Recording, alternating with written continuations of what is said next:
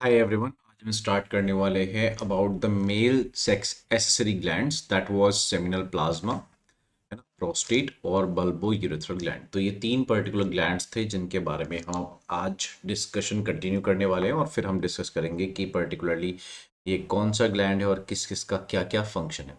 Right. तो सबसे पहले तो हमें एक और चीज़ कि जो हमने लास्ट टर्न पे बल्बो यूरेथ्रल ग्लैंड पढ़ा था, मैंने आपको उसका एक दूसरा नाम बताया था, कॉपर्स ग्लैंड, है ना। तो ये कॉपर्स ग्लैंड है और इसको हम बल्बो यूरेथ्रल को बोलते हैं कि जो ये है बल्ब लाइक स्ट्रक्चर है, इसके बारे में हमने पढ़ा था। अब यहाँ पर जो नेक्स्ट लाइन लिखी हुई है कि हमने जो आगे कंटिन्यू करनी है वो पढ़ते हैं। The secretions of these glands constitute the seminal plasma, which is rich in fructose, calcium, and certain enzymes. The secretion of bulbourethral gland also helps in the lubrication of penis. अब मैं आपको बिल्कुल starting से दोबारा लेके चलता हूँ। तो यहाँ पर सबसे पहले तो आता है बेटे सेमिनल प्लाज्मा।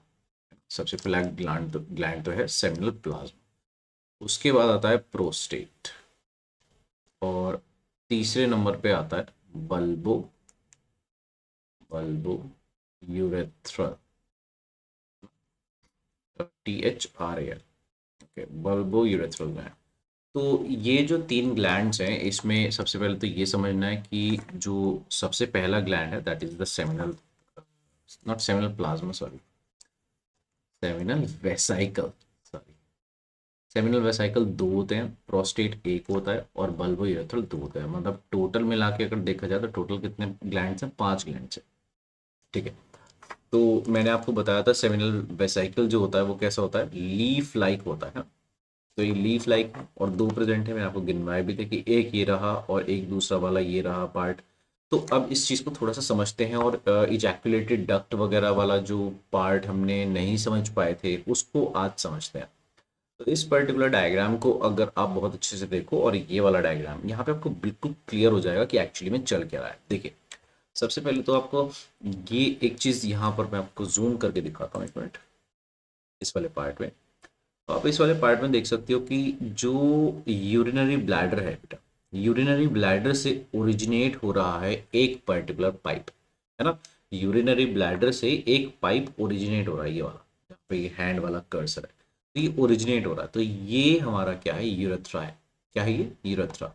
तो यहाँ पे यूरेथ्रा है, ठीक है। उसके बाद आप देख रहे हो यूरेथ्रा में क्या ऐड हो रहा है? इजैकुलेटरी डक्ट ऐड हो रहा है। तो ये इजैकुलेटरी डक्ट है, ठीक है। इजैकुलेटरी डक्ट कहाँ से है? अब आप देखिए, इसको ट्रेस बैक अगर हम करें तो ये यहाँ से ऐसे निकल के आ रहा है, यहाँ से वास्ट डिफरेंस। तो वास्ट डिफरेंस है जो आगे जाके यूरिन ब्लैडर के ऊपर से जाके पीछे से घूम के आके, है ना, फिर वापस आके ये इस तरीके से आया, फिर ये किस में मिल गया? यूरेथ्रा में मिल गया। लेकिन यूरेथ्रा में मिलने से पहले इसमें देखिए यहाँ पे सेमिनल वेसाइकल दे रखा है। तो सेमिनल वेसाइकल का सिक्रीशन भी किस में ऐड हो गया? वास डेफरेंस में ऐड हो गया। ठीक। तो इसका मतलब अब हम एक बात बिल्कुल क्लियर तरीके से बोल सकते हैं, और वो क्या? देखते हैं। मैं आपसे ये कहना चाह रहा हूँ कि एक हम ब्लैक स्क्रीन ले लेते हैं, सॉरी, ब्लैक स्क्रीन। ओके। हाँ, आप थोड़ा सा समझते हैं। मैं आपसे ये बताना चाह रहा था बेटा कि जो हमने अभी पढ़ा कि वास्ट डेफरेंस होता है ना, vast deference, sorry, deference plus हमने उसमें क्या करा था? डक्ट ऑफ सेमिनल वेसाइकल, है ना। तो हमने वास्ट डेफरेंस अभी देखा, और डक्ट ऑफ सेमिनल वेसाइकल, ये दोनों मिलाकर के क्या बना रहे हैं बेटा? इजैक्यूलेटरी डक्ट बना रहे हैं। तो इस सबसे पहले तो हमें ये बात ध्यान रखनी है। इस चीज को अगर नहीं समझ पाए हो तो अब हम थोड़ी देर में दोबारा से डायग्राम देखेंगे, वो फिर से समझ जाएंगे। अच्छा, फिर अब हम देख रहे हैं कि क्या हो क्या रहा है। इजैक्यूलेटरी जो ये डक्ट है ना, ये किस में ओपन हो रहा है बेटा? ये ओपन हो रहा है हमारा यूरेथ्रा में। किस में ओपन हो रहा है? यूरेथ्रा में ओपन हो रहा है। तो इसका मतलब हम ये कह सकते हैं कि इजैक्यूलेटरी डक्ट एक्चुअली में किससे बना हुआ है? सेमिनल वेसाइकल का सिक्रीशन। वास्ट डिफरेंस आ रहा था मेनली तो, मेनली क्या आ रहा था, वास्ट डिफरेंस आ रहा था। उसमें सेमिनल वेसाइकल ने अपना सिक्रीशन ऐड कर दिया, किसमें, वास्ट डिफरेंस में। जैसे ही उसने अपना सिक्रीशन ऐड करा, अब वो वास्ट डिफरेंस नहीं रह गया, अब वो क्या बन गया, इजैक्यूलेटेड डक्ट बन गया। पाइप से वाली अभी केवल पाइप की बात चल रही है, ठीक है, तो वो इजैक्यूलेटेड डक्ट बन गया। इजैक्यूलेटेड डक्ट फिर हमने कहा कि ज्वाइन हो जाता है, किसके साथ ज्वाइन हो जाता है, यूरेथ्रा के साथ। देखते हैं अब, देखिए यहाँ पर कि ये रहा हमारा वास्ट डिफरेंस, वो ओपन हो रहा है किसमें, यूरेथ्रा में। दिस इज द यूरेथ्रा, यहाँ पर ये वाला पार्ट तो यूरेथ्रा है ना।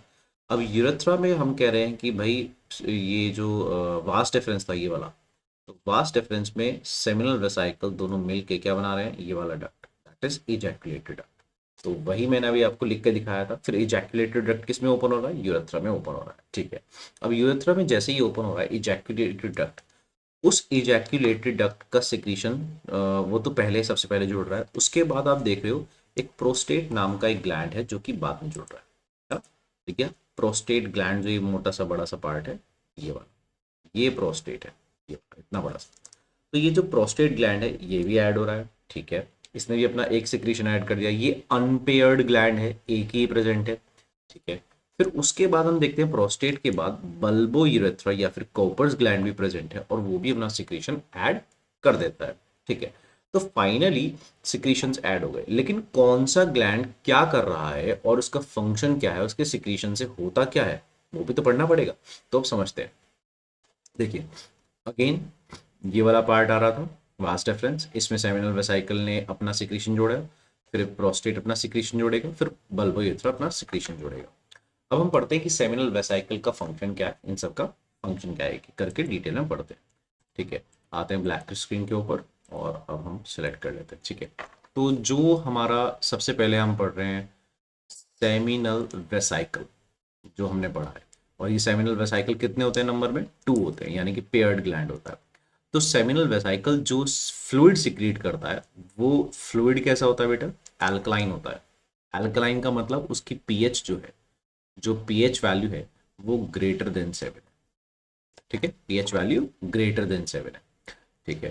तो ये तो एल्कलाइन फ्लूइड सिक्रीट कर रहा है ठीक है। ये जो सेमिनल वेसाइकल जो अपना एल्कलाइन फ्लूइड सिक्रीट कर रहा है, ये नियर अबाउट 60%, 60% वॉल्यूम होगा। अब ये 60% वॉल्यूम किसका है, तीनों ग्लैंड्स का सिक्रीशन को मिला दें तो 60% वॉल्यूम किसका है, सेमिनल वेसाइकल का है, of secretion of all 3 glands. तो तीनों ग्लैंड्स में से 60% सिक्रीशन अकेला किसका है, सेमिनल वेसाइकल का है, ठीक है। और क्या बात हम पता कर सकते हैं कि सेमिनल वेसाइकल में और क्या होता है, तो ये क्या सिक्रिएट करता है बेटा, सिक्रीट्स फ्रक्टोज। ये क्या सिक्रिएट करता है, फ्रक्टोज सिक्रिएट करता है। और ये फ्रक्टोज जो होती है, ये जो पर्टिकुलरली जो शुगर है, ये क्या करती है, प्रोवाइड्स एनर्जी टू द, किसको एनर्जी प्रोवाइड करती है, टू द स्पर्म्स, स्पर्म्स को एनर्जी प्रोवाइड करती है, ठीक है। अच्छा, एक और चीज, जो ये अल्कलाइन मीडियम है, यानी कि जो पीएच इसका 7 है, एक्चुअली में ये एक वजह से है। और वजह क्या है, ताकि ये जो सिक्रीशन है ये क्या कर सके, न्यूट्रलाइज कर सके क्या, एसिडिटी ऑफ यूरिन, यूरिन की जो एसिडिटी है उसको न्यूट्रलाइज कर सके। अब यूरिन कहाँ से आ गया, एक्चुअली में आपने देखा था कि जो यूरिनरी ब्लैडर है, यूरिनरी ब्लैडर से निकल के क्या आता है, यूरेथ्रा आता है, तो यानी कि उसके अंदर यूरिन आएगा। यूरिन एसिडिक नेचर का होता है, तो और ये तो अल्कलाइन नेचर का है। और मोर ओवर हम एक और बात बोल सकते हैं कि एसिडिक नेचर ऑफ यूरिन की वजह से स्पर्म जो होते हैं वो डैमेज हो सकते हैं या डेड हो सकते हैं। तो उस एसिडिटी को न्यूट्रलाइज करने के लिए सेमिनल वेसाइकल होता है जो कि इस काम को कर देता है, ठीक है। उसके बाद एक और चीज़ है कि ये कुछ कैल्शियम के आयंस भी रिलीज करते हैं। कैल्शियम के आयंस क्या काम करते हैं, जो स्पर्म्स होते हैं उसको क्लॉट बना के, मतलब कि एक कोगुलेटिंग एजेंट की तरह से वर्क करता है। मतलब वो एक ग्रुप बना के रहते हैं, कौन, स्पर्म्स, इधर उधर बह नहीं जाते सिंपली, ठीक है। तो ये सेमिनल वेसाइकल का फंक्शन है, चलिए ठीक है। उसके बाद अगर हम कहें भाई प्रोस्टेट का क्या फंक्शन होता है, तो प्रोस्टेट का जो सिक्रीशन होता है वो होता है मिल्की सिक्रीशन। कैसा होता है? मिल्की सिक्रीशन होता है। और वो क्या करता है? एक्टिवेट करता है स्पर्म्स को। किस लिए एक्टिवेट करेगा? इसके सिक्रीशन से स्पर्म्स एक्टिवेट हो जाएंगे, एक्टिव हो जाएंगे, और वो विगरसली मूव करने लगेंगे। विगरसली का मतलब होता है बहुत ज्यादा तेजी के साथ वो मूव करने लगेंगे। ठीक है। अब लास्ट में आता है हमारा bulbo urethral. Bulbo urethral, actually bulbo urethral के फंक्शंस तो हैं थोड़े बहुत, लेकिन मेन इसका फंक्शन है लुब्रिकेशन का। तो ये लुब्रिकेशन का काम करता है कि स्पर्म्स का जो पैसेज है वो इजी हो जाए। ठीक है, स्पर्म्स का जो पैसेज है वो इजी हो जाए। तो स्पर्म का पैसेज भी इजी हो जाता है। सेकेंडली, ग्लांस पेनिस जो होता है, ग्लांस पेनिस यूरेथ्रा का आगे वाला, पेनिस का आगे वाला पार्ट, तो वो भी जो है उसको भी लुब्रिकेशन का काम करता है। कौन? Bulbo urethra. तो हमने तीन ग्लैंड्स पढ़ लिए और तीनों के फंक्शंस पढ़ लिए। अब एक छोटी सी बात, इन तीन ग्लैंड्स के फंक्शन मतलब कि सेमिनल वेसिकल, प्रोस्टेट और बल्बो यूरेथ्रल, इन तीनों के ही सिक्रीशन को हम मिला करके क्या बोलते हैं बेटा? सेमिनल प्लाज्मा बोलते हैं। क्या बोलते हैं? Seminal plasma. तो तीनों के सिक्रीशन को मिला के, अच्छा सेमिनल वर्ड यूज क्यों करा है? क्योंकि उसका अमाउंट जो है, द अमाउंट ऑफ फ्लूइड, वो सबसे ज्यादा है। तो इसलिए हमने क्या बोल दिया उसको? Seminal plasma. लेकिन इस सेमिनल प्लाज्मा में केवल और केवल फ्लूइड्स है, इसमें अभी स्पर्म नहीं है। तो इसका मतलब सेमिनल प्लाज्मा में क्या ऐड होगा? स्पर्म्स ऐड होंगे। और अब जाकर के सेमिनल प्लाज्मा प्लस स्पर्म्स, इसको हम क्या बोलेंगे बेटा? सीमेन बोल सकते हैं। तो स्पर्म्स अलग होते हैं, सीमेन एक अलग चीज होती है। स्पर्म और सीमेन में क्या डिफरेंस है? सेमिनल प्लाज्मा का डिफरेंस है ना? तो इसका मतलब फर्टिलाइजेशन की कैपेबिलिटी या कैपेसिटी, है ना, वो किसके पास है? सीमेन के पास है, ना कि स्पर्म्स के पास। तो स्पर्म जो है वो अकेले कुछ नहीं कर सकते, उनको सेमिनल प्लाज्मा का सिक्रीशन चाहिए, जिसके बाद हम उसको क्या बोल देते हैं? सीमेन बोल देते हैं। तो semen is capable of fertilisation, और जो स्पर्म है वो फर्टिलाइजेशन अकेले नहीं कर सकता। ठीक है, ओके। अब आते हैं नेक्स्ट पार्ट पे। और नेक्स्ट पार्ट हमारा एक सेकेंड बस, हमने यहाँ तक पूरा पढ़ लिया। ओके, अब आते हैं फीमेल रिप्रोडक्टिव सिस्टम पे। द फीमेल रिप्रोडक्टिव सिस्टम में एक बहुत इंपॉर्टेंट चीज़ें हैं कि जो भी सिस्टम है फीमेल रिप्रोडक्टिव सिस्टम में, इनके फंक्शंस वेल डिफाइंड हैं और ये पूछे जाते हैं। ठीक है, और ये पूछे जाते हैं काफ़ी हद तक कि पर्टिकुलरली एंडोमेट्रियम जो है उसका फंक्शन बताओ, मायोमेट्रियम का फंक्शन बताओ, क्योंकि ये चैप्टर में आगे भी रिलेट होता है फीमेल रिप्रोडक्टिव सिस्टम। ठीक है, तो the female reproductive system consist of a pair of ovaries, दो ओवरीज हैं, along with the oviducts. Ovaries से जो कनेक्ट होते हैं वो होते हैं ओविडक्ट। हम पढ़ेंगे, देखिए रहा ओवी ओवरी, और फेलोपियन ट्यूब बोल सकते हैं या फिर ओविडक्ट बोल सकते हैं, बात एक ही है। तो फेलोपियन ट्यूब और ओविडक्ट बात एक ही है। तो ओके, फिर आता है uterus, cervix, vagina and external genitalia located in the pelvic region. These parts of the system, along with a pair of mammary glands, are integrated structurally and functionally to support the process of ovulation, fertilization, pregnancy, birth and child care. मतलब ये जो processes हैं, ये जो structures हैं, अभी हम देखेंगे कहाँ कहाँ है। उसके साथ साथ मेमोरी ग्लैंड्स यानी कि ब्रेस्ट्स जो होते हैं किसी भी फीमेल के अंदर, वो भी हम रिप्रोडक्टिव सिस्टम का ही पार्ट मानते हैं। ठीक है, क्योंकि वो जो है जो ये मेमोरी ग्लैंड्स है, ये जो है चाइल्ड केयर में हेल्प करते हैं। तो हम तो ये कह रहे हैं कि भाई ओव्यूलेशन, फर्टिलाइजेशन, प्रेगनेंसी, बर्थ और चाइल्ड केयर में जो हमें जो जो भी मतलब पार्टिसिपेट करता है वो फीमेल रिप्रोडक्टिव सिस्टम में आता है। तो चाइल्ड केयर में तो मेमोरी ग्लैंड भी है, तो इसलिए हमने इंक्लूड कर लिया। अब बाकी चीज़ों को देखते हैं कि ovaries, oviduct, uterus, cervix, vagina, external genital, ये सब क्या क्या चीज़ें हैं। देखिए, तो सबसे पहले तो हमने देखा ओवरी। ओवरी दो लोकेटेड है, this is first and this is second. तो एक ओवरी और दूसरी ओवरी। ठीक है, उसके बाद हमने देखा कि ओविडक्ट, तो ओविडक्ट पता है कहाँ से शुरू हो रहा है? यहाँ से। ये जो फिंगर लाइक स्ट्रक्चर्स हैं, फिम्ब्री, इनको छोड़ दीजिए, यहाँ से लेकर के बेटा यहाँ तक, ये ये पूरा का पूरा क्या है? ओविडक्ट है। तो ऑब्वियसली यहाँ पे भी एक ओविडक्ट होगा। है ना, ये भी ओविडक्ट है, ठीक है। फिर आता है यूट्रस। अब यूट्रस क्या है, देखिए ये पूरा का पूरा पार्ट जो है यहाँ तक का, ये यूट्रस है।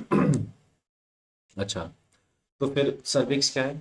सर्विक्स दरअसल एक रीजन होता है, इतना ये सॉरी यहाँ तक का, ये जो है रीजन जो है ये, दिस इज कॉल्ड सर्विक्स। तो ये पूरा का पूरा रीजन जो होता है वो क्या होता है, सर्विक्स होता है। सर्विक्स के अंदर एक कैनाल प्रेजेंट होता है जिसको हम बोलते हैं सर्विकल कैनाल, ठीक है। और सर्विक्स के नीचे एक कैविटी प्रेजेंट होती है जिसको हम बोलते हैं वेजाइना। और वेजाइना के आगे प्रेजेंट होता है एक्सटर्नल जेनेटिलिया, ठीक है। एक्सटर्नल जेनेटिलिया यहाँ पर मेंशन नहीं है, बट उसको हम बाद में कवर करेंगे, ठीक है। तो अब एक चीज और दूसरे पॉइंट ऑफ व्यू से देख लेते हैं जो हमारी एनसीईआरटी में डायग्राम दे रखा है। तो इसमें यहाँ पर ये देखिए, दिस इज द यूरेथ्रा। तो यूरेथ्रा जो होगा वो किस चीज की ओपनिंग है, यूरिनरी ब्लैडर। किसके यूरिनरी ब्लैडर के आगे क्या खुलता है, यूरेथ्रा खुलता है, ये तो हमने देख लिया, ठीक है। अब उसके बाद यहाँ पर देखिए ये दे रखा है यूट्रस, तो ये वाला पार्ट जो है यूट्रस है, ठीक है। यूट्रस के बाद ये वाला जो पार्ट यहाँ पे लेवल है ऊपर, दिस इज द सर्विक्स, ये सर्विक्स है बेटा। अब सर्विक्स के नीचे की साइड क्या होता है, वेजाइना है। और ये वाले जो पार्ट्स प्रेजेंट है, कौन से, ये वाले पार्ट्स जो भी इतने पार्ट्स हैं, ये वाला, ये क्या है, external genitalia. That means clitoris, labium minora, labium majora, vaginal orifice, ये सारे के सारे किस में आते हैं, एक्सटर्नल जेनेटिलिया में आते हैं, ठीक है। इनके बारे में पढ़ेंगे अब, थोड़ी देर में पढ़ेंगे एक एक करके। तो लेकिन ये एक्सटर्नल जेनेटिलिया में आते हैं। अच्छा, उसके बाद ये प्यूबिक सिम्फाइसिस क्या होता है। प्यूबिक सिम्फाइसिस एक्चुअली में अभी फिलहाल हमारे उसमें नहीं है, लेकिन आपने ये प्यूबिक सिम्फाइसिस अगर नहीं पढ़ा है, प्यूबिक सिम्फाइसिस एक बेसिकली जब पेल्विक गर्डल्स ज्वाइन होते हैं तो वहाँ पे एक छोटा सा स्ट्रक्चर होता है प्यूबिक सिम्फाइसिस, जो कि दोनों गर्डल्स को, पेल्विक गर्डल्स को ज्वाइन करता है, ठीक है। ओके। अब आते हैं इस पार्ट पे। The ovaries are the primary female sex organs that produce the female gamete ovum। तो ये ओवरी जो है वो क्या प्रोड्यूस करते हैं, वो ओवम प्रोड्यूस करते हैं। और ओवरी हमारी प्राइमरी फीमेल में प्राइमरी सेक्स ऑर्गन्स हैं, और ये एक गैमीट प्रोड्यूस करते हैं जिसको हम ओवम या फिर एग भी बोलते हैं। और इसके साथ साथ कुछ स्टेरॉइड हार्मोन भी सिक्रिएट करते हैं। और क्योंकि ओवरी सिक्रिएट कर रही है तो इसको हम क्या बोल देंगे बेटा, ओवेरियन हॉर्मोन्स बोल सकते हो, ठीक है। The ovaries are located on one on each side of the lower abdomen। तो जो लोअर एब्डोमेन होता है ना, उसमें हर एक तरफ क्या प्रेजेंट है, एक ओवरी प्रेजेंट है। अगर आपको एब्डोमेन नहीं पता तो मैं आपको बता देता हूँ। जैसे फॉर एग्जांपल ये कोई पर्सन है, ये उसके हैंड्स, कार्टून में हैंड्स मान लीजिए इस तरीके से है, और ये उसके लेग्स हो गए, तो ये उसका यहाँ पर डायफ्राम होता है ना। मैंने आपको ये शायद पहले ही बताया। तो ये उसका डायफ्राम हो गया। अब डायफ्राम से नीचे वाला जितना भी पार्ट प्रेजेंट होता है, ये मैंने स्क्रोटम में बताया था आपको वैसे। तो दिस इज कॉल्ड एब्डोमेन, है ना। तो एब्डोमेन में भी लोअर एब्डोमेन मतलब इधर की साइड, एक इधर एक इधर, तो लोअर एब्डोमेन में प्रेजेंट है एक एक ओवरी, ठीक है। अब ईच ओवरी, एक ओवरी की बात कर रहे हैं तो 2 से 3 सेंटीमीटर लेंथ में है, and it is connected to the pelvic wall and uterus by the ligaments. मतलब कहने का क्या है कि जो ओवरी है वो पेल्विक वॉल मतलब जो एम्बेडेड है, धसी हुई जो है, वो लिगामेंट से धसी हुई है। कैसे लिगामेंट से धसी हुई है देखते हैं। तो ये हमारी एक ओवरी है, यहाँ पर देख सकते हो आप, ये ओवरी होगी ना। तो ये ओवरी, ये वाला जो पार्ट है, ये वाला जो पार्ट है, और ये वाला जो पार्ट है, ये लिगामेंट्स हैं। तो ये ओवरी जो है इन लिगामेंट्स की वजह से अपने प्लेस पे है, उसको लिगामेंट्स जो है पकड़े हुए हैं, और इसी वजह से ओवरी अपने प्लेस पे रहती है, ठीक है। Okay, each ovary is covered by a thin epithelium. हर एक ओवरी के चारों तरफ एक थिन एपिथेलियम होती है, विच एनक्लोजेस द ओवेरियन स्ट्रोमा। उसके चारों तरफ क्या होता है, ओवेरियन स्ट्रोमा होता है ना। अब ओवेरियन स्ट्रोमा क्या है, मतलब कि ओवरी की कैविटी जिसके अंदर ओवरी के डिफरेंट डिफरेंट फंक्शंस परफॉर्म होते हैं। तो हम कह सकते हैं एक एक लेयर है, उसके अंदर एक कैविटी है ओवरी की, और उस कैविटी के अंदर डिफरेंट डिफरेंट स्ट्रक्चर्स हैं ओवरी के, और ओवरी उसमें फंक्शन परफॉर्म करती है। The stroma is divided into two zones. अब स्ट्रोमा के दो जोन्स हैं, peripheral cortex and inner medulla. मतलब देखो ये जैसे मान लीजिए ओवरी है, तो इसके हमने कहा कि भाई दो जोन्स बना, तो सीधी सी बात है कि इसमें हमने दो इस तरीके से जोन्स बना लिए। कौन कौन सा? तो देखिए अब मैं इसमें ये शेड कर रहा हूँ, ठीक है। तो जो शेडेड पोर्शन है, मैंने क्या कहा, जो शेडेड पोर्शन है, ये शेडेड पोर्शन कैसा है, मिडिल में है ना, ये मिडिल में है। तो ऐसे ध्यान रखना है, मिडिल वाला क्या है, मेड्यूला, ठीक है। मिडिल वाला क्या है, मेड्यूला। और ये क्या है, कवरिंग वाला पार्ट है। तो जो कवरिंग वाला पार्ट है वो क्या है, कॉर्टेक्स। तो कवरिंग, सी से कवरिंग, सी से कॉर्टेक्स, मिडिल, एम से मेडुला, एम से मिडिल। तो कवरिंग वाला कॉर्टेक्स और मिडिल वाला मेडुला पार्ट होता है ओवरी का, ठीक है। तो इनर तो आपको समझ में आ गया होगा कि इनर क्या होता है। पेरिफेरल वो होता है जो कि कॉर्नर की तरफ होता है। अब यहाँ पे आप कॉर्नर तो बता नहीं सकते हो, तो पेरिफेरल का मतलब होता है आउटर साइड, आउटर साइड या फिर किसी मतलब बाहर की तरफ बेसिकली। पेरिफेरल का मतलब होता है बाहर की तरफ, ठीक है। अब आते हैं ओविडक्ट्स के बारे में। तो ओविडक्ट के बारे में समझते हैं, यूट्रस के बारे में, वेजाइना, इन सब चीज़ों के बारे में समझते हैं। तो द ओविडक्ट्स, जिसका दूसरा नाम फेलोपियन ट्यूब है, मैंने आपको यहाँ पे बताया था लिख करके, ये ओविडक्ट्स या फेलोपियन ट्यूब एक ही चीज़ है। Uterus, vagina constitute the female accessory ducts. तो ये सारे के सारे मिलकर क्या बनाते हैं, फीमेल एसेसरी डक्ट्स बनाते हैं। ईच फेलोपियन ट्यूब, यानी कि हर एक ओविडक्ट की बात चल रही है, is about 10 to 12 centimetre long, 10 से 12 सेंटीमीटर लंबा है, and extends from the periphery of each ovary to the uterus. मतलब ओवरी की जो पेरीफेरी है, इस साइड से, यहाँ से इस साइड से एक्सटेंड करेगा और पूरा यूट्रस तक जाता है। ये कहने का मतलब है, the part closer to the ovary is funnel shaped infundibulum. अब ये जो एक लाइन है, ये एक बार नीट में आ चुकी है। एक्चुअली एक बार नहीं, एक से ज़्यादा बार आ चुकी है। क्यों? अब देखिए, इस पर्टिकुलर डायग्राम में और इस लाइन में थोड़ा सा रिलेशन स्टैब्लिश कर लेते हैं। क्या कहा गया है, the part closer to the ovary, लेकिन किसका पार्ट? हम फेलोपियन ट्यूब के बारे में पढ़ रहे हैं ना। ईच फेलोपियन ट्यूब इसी इसी पर्टिकुलर स्टेटमेंट का पार्ट है। तो the part of the fallopian tube which is closer to the ovary is, कौन सा है, फनल शेप्ड इनफंडिबुलम। ये रहा इनफंडिबुलम, फनल शेप का। तो यानी कि फिम्ब्रिय, और देखो यहाँ पे लेवल करके ही बता रखा है कि ये तीन पार्ट्स हैं फेलोपियन ट्यूब के, फिम्ब्रिय नहीं है। तो that means fimbriae is not the part of the fallopian tube. अब ये क्लोजेस्ट तो है, लेकिन हमने पूछा कि फेलोपियन ट्यूब का सबसे क्लोजेस्ट पार्ट कौन सा है ओवरी के। तो ऑप्शन में पता है क्या दिया रहता है, सबसे पहले दिया रहेगा फिम्ब्रिय, सेकंड नंबर पे दिया रहेगा इनफंडिबुलम, थर्ड पे एम्पुला और फोर्थ पे दिया रहेगा इस्थमस। ऑब्वियसली मैक्सिमम स्टूडेंट्स को डायग्राम तो ध्यान रहता है, लेकिन ये लाइन रिलेट नहीं हुई होती। तो फिम्ब्रिय जो है, ध्यान रखना है, फेलोपियन ट्यूब का पार्ट नहीं है, ठीक है। तो इसलिए फिम्ब्रिय आंसर नहीं होगा। तो आंसर क्या होगा, इनफंडिबुलम, क्योंकि इनफंडिबुलम फैलोपियन ट्यूब का पार्ट है और वही वो पार्ट है जो कि ओवरी के सबसे क्लोज है। पूछा ये गया था कि फैलोपियन ट्यूब का कौन सा पार्ट ओवरी के सबसे क्लोज है, तो आंसर है इनफंडिबुलम, ठीक है। ओके, अब आगे बढ़ते हैं। The edges the edges of the infundibulum possess finger like projections called fimbriae। तो अब आता है यहाँ पे कि फिंगर लाइक प्रोजेक्शंस इसमें प्रेजेंट है, जिसको हम क्या बोलते हैं, फिम्ब्रे बोलते हैं। अच्छा, which help in the collection of the ovum after ovulation. मतलब जब ओवरी ने ओवम को यानी कि एग को रिलीज कर दिया, तो कौन कलेक्ट करता है उसको, फिम्ब्रिय कलेक्ट करता है और किस में डाल देता है, इनफंडिबुलम में डाल देता है। फिर इनफंडिबुलम से एम्पुला में जाएगा, एम्पुला से इस्थमस में जाएगा, ठीक है। अच्छा, एक और चीज, जो एम्पुला वर्ड होता है ना, एम्पुला वर्ड का मतलब होता है समथिंग वाइड। कोई भी चौड़ी चीज लिविंग सिस्टम के अंदर, उसको एम्पुला बोलते हैं। क्या बोलते हैं, एम्पुला। इनफैक्ट जो माउथ, जैसे ही हम अपने लिप्स ओपन करते हैं, तो जो कैविटी हमारे सामने आती है वो भी एम्पुला होती है। तो एम्पुला का मतलब क्या है, something which is very wide, थोड़ा सा चौड़ा हो जाए, मतलब पहले वो पतला सा था, बाद में वो चौड़ा रहा है, तो जो भी चौड़ा पार्ट हो रहा है वो हो गया एम्पुला। ठीक है, ओके।